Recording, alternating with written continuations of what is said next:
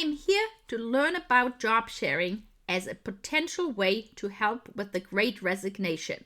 Said a participant at my roundtable discussion at the Hacking HR conference. How things have changed over the last 2 years since I started my podcast. Hello everyone! I am celebrating the upcoming 100th episode of my podcast. Today's solo episode will include highlights from previous conversations and a reflection what I have learned from talking with global experts from 17 countries over the past 2 years. I planned that podcast well before the pandemic hit. My goal was to share best practice on how to attract and retain talent by focusing on flexible work methods like job sharing, 4-day week, and part-time careers.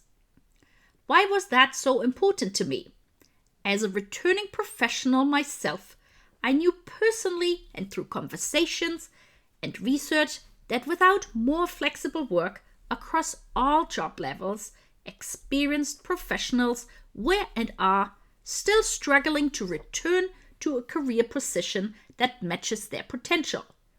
Working fewer hours than full-time does not mean diminished ambition, motivation, or competence. I realized that to reduce the stigma of flexible work, which is often seen like a mammy track, I needed to highlight professional dads who were talking about their advocacy for equal access to parental leave, care work, and flexible work for anyone.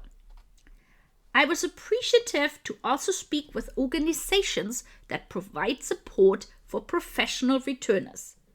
And last but certainly not least, I realized that it was critical to make HR and business leaders see the transferable business and soft skills that returners as well as professionals working flexibly gain during their often unpaid work outside the business setting. Since the outset of my podcast, I have also addressed with my guest the topics of older professionals. It overlaps with the fact that many returners may be 40 plus years old. Also, job sharing can be used as an excellent intergenerational mentoring opportunity as well as a way to establish a succession planning. I realized that the importance of letting young adults, leaders, career and HR professionals working with them know prior to their career or in their early career that there are many other aspects of the career besides applying for a job, such as learning more about flexible work and understanding transferable skills. And this is why I created a special It's Possible series in conjunction with the Canada Career Month. During this pandemic, care work was often mentioned as the reason for professionals to have to opt out. I felt it was so important to emphasize the transferable skills that can be learned from so many of the life modules such as care work, extensive traveling, volunteering, and more from outside of the professional world. And that's why I created a special 31 days of transferable skills initiative that included several guests on podcast episodes. It was great to see in a recent LinkedIn survey that 50% of hiring managers believe that career breaks create valuable skills for the workplace. LinkedIn has definitely stepped up to support unpaid care workers during the past 2 years, thanks to Heather Boland's viral article.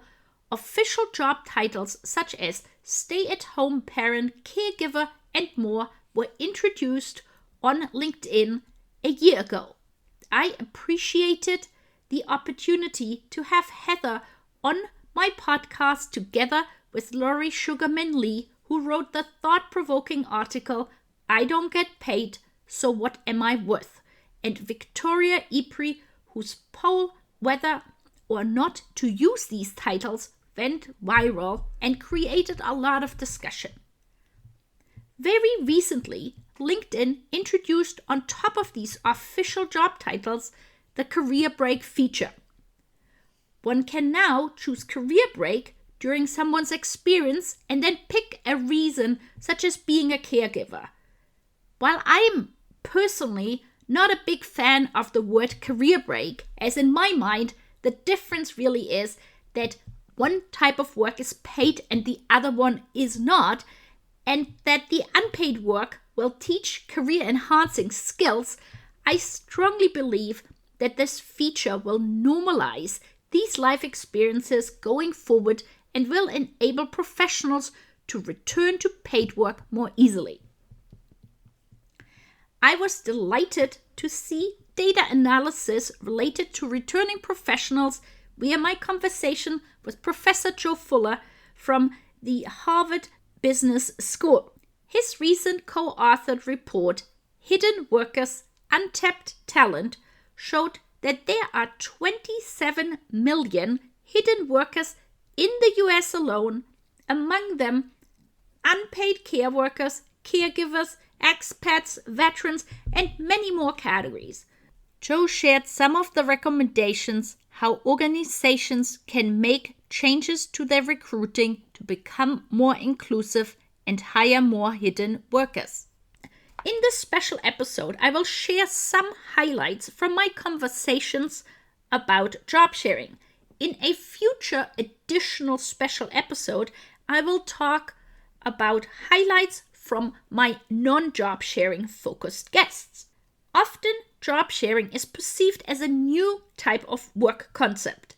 I was very honored to talk with Professor Reed and learn more about the book about job sharing that he co-authored 41 years ago. Having Maggie Piggott as a guest who started job sharing in the 1980s for 23 years with the same job sharing partner was very enlightening. Interestingly, it was her boss who recommended to her and her colleague, who were both working part-time at the time, to work as job sharing partners in a full-time position. After they had worked together in 7 different positions, they retired at a co-CEO level and were awarded an Order by the Queen for their efforts and support regarding job sharing. I was very appreciative to welcome Swiss job sharing experts Irenka Krone and Nina Prochaska as my first ever guests.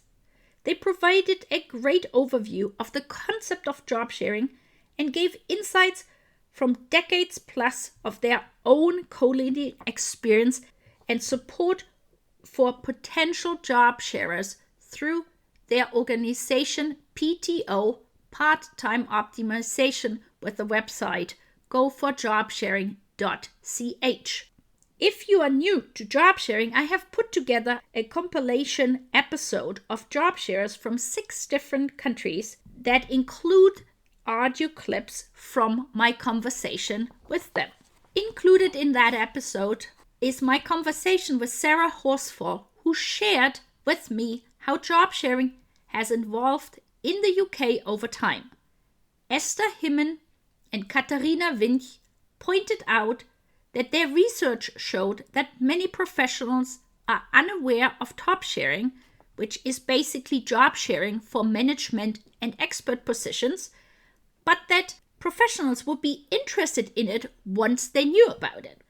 JobShare Connect founders Jessica Charlson and Gina Huang Picarella shared what it is like to co-lead their organization while raising awareness of job sharing across organizations, their TEDx talk, and more.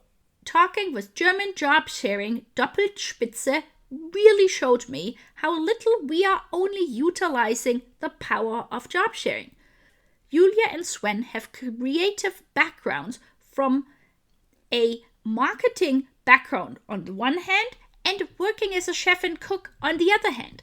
So the potential to come up with creative solutions between them is just amazing. Job sharing can be created in most places. Professor Dr. Eleonore Sui-Winkels shared in her episode with me how she created a job sharing opportunity for a student of hers. I really appreciated learning about the combination of job sharing opportunities for returning professionals in India in my conversation with Dr. Anjali Bansal. As many people who have listened to this podcast regularly know that I'm a big fan of SAP. Under the leadership of Kava Yunosi as head of people at SAP Germany, they have implemented the potential of job sharing across all management levels and have enabled part-time careers in general. Kava's focus of happy employees equal happy customers has shined through even more so during the pandemic, where they have offered online barbecues, lunch dates, and more. And I'm very appreciative that I could welcome 2 SAP guests on my podcast so far.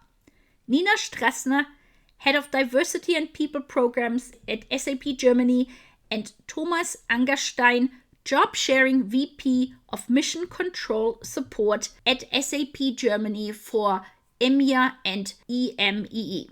My guest, Ellie Oldenburg, talked about her experience as a job sharer and or part-time manager at Google while being able to create her side hustle. Taimur Arshi, founder of Job Pairing, spoke with me about various types of job sharing like 2 in a box and time swapping. Katharina Miller and Sigrid Uray-Esterer, the co-founders of Job Twins in Austria, talked about how surprisingly they found it that in a country with currently few job share offers that a conservative newspaper was already offering job sharing. Sophie Smallwood shared how she co-founded RollShare as she wanted to sustain her career growth and be an A-player parent. In her follow-up episode with me, she spoke about job sharing and the Great Resignation. Hannah Hall Turner and Rachel McGuire told me how their own personal job sharing experience led them to the creation of the Job Share Pair. And they also told me that they are quite confident that pretty much any type of position can be done in a job sharing position, maybe with the exception of being an astronaut. And in my It's Possible series, Lily Luong, a project manager for organizational culture in the tech industry, talked with me about her twice awarded master thesis that she wrote about social competencies in top sharing. One of the biggest learnings so far from having published nearly 100 episodes is that the topics that I'm talking about need to be amplified around the world, and that we need more role models, especially in the senior levels of corporations, including male leaders. And I'm happy to report that, for example, in Germany, I have recently seen executives and senior leaders of various genders taking on co-leadership positions. Hosting a podcast has enabled me to meet the most wonderful people around the world who are committed to the areas of work that I feel also very strongly about. I have created memories for children, records of guests who have subsequently changed careers. So I feel I've, captured a moment in time, and it's been so interesting to re-invite guests to the podcast and learn how things have changed, new either concepts have developed, or like how the pandemic has changed awareness of certain concepts such as job sharing that maybe would not have happened had there not been a pandemic. And I'd say there are 3 personal takeaways. Besides what I have just mentioned, I probably have read more books in the past 2 years than in the last maybe 10 or 15 years, thanks to many of my guests being amazing authors.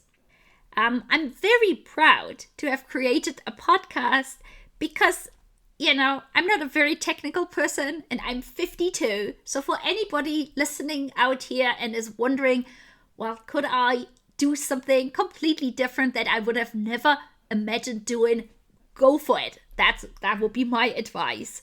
And, as I just said, it's been just such a wonderful global community that has come out of this podcast.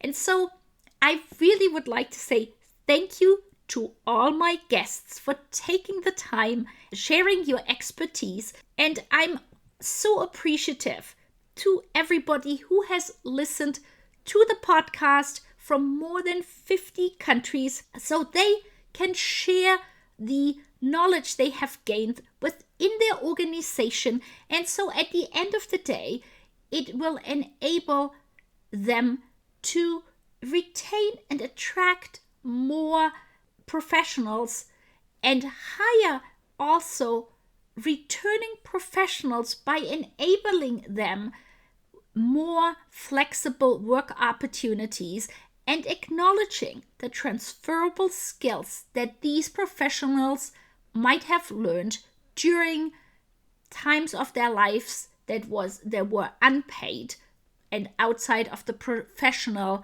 setting.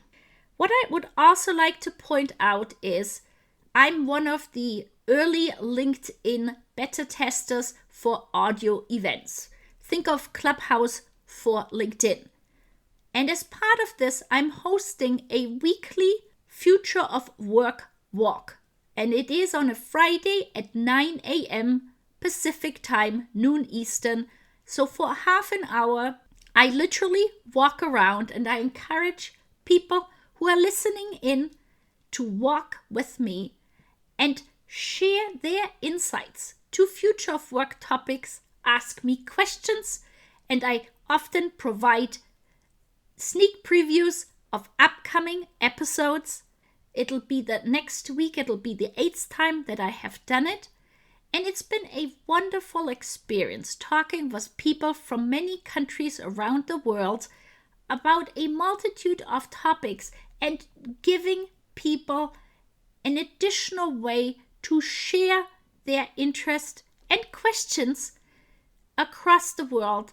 Because with all the situations going on around the world, one of the key things I also wanted to do establishing that podcast is to create more global communication and to stop having to reinvent the wheel, so that in one country where somebody is already doing something that is working out excellent for the companies, for the professionals to, retain them, to attract them, that another organization in a different country could say, wow, this sounds like a great idea. I could be trying this out too.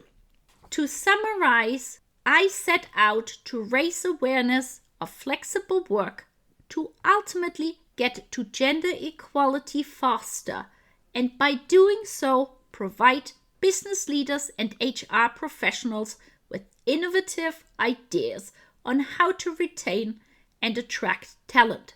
In addition to accomplishing this, I also feel that this podcast has brought together a global community of like-minded people changing the future of work with their work one step at a time. I am very appreciative that I can add a small piece of global understanding and focus on equality. I look forward to having you listen to future podcast episodes. The next upcoming episode is a follow-up with my guest Alex Suyang Kim Peng, who is the author of Shorter and Rest and recently became the global manager of the 4-day week. Thank you so much for listening to the show.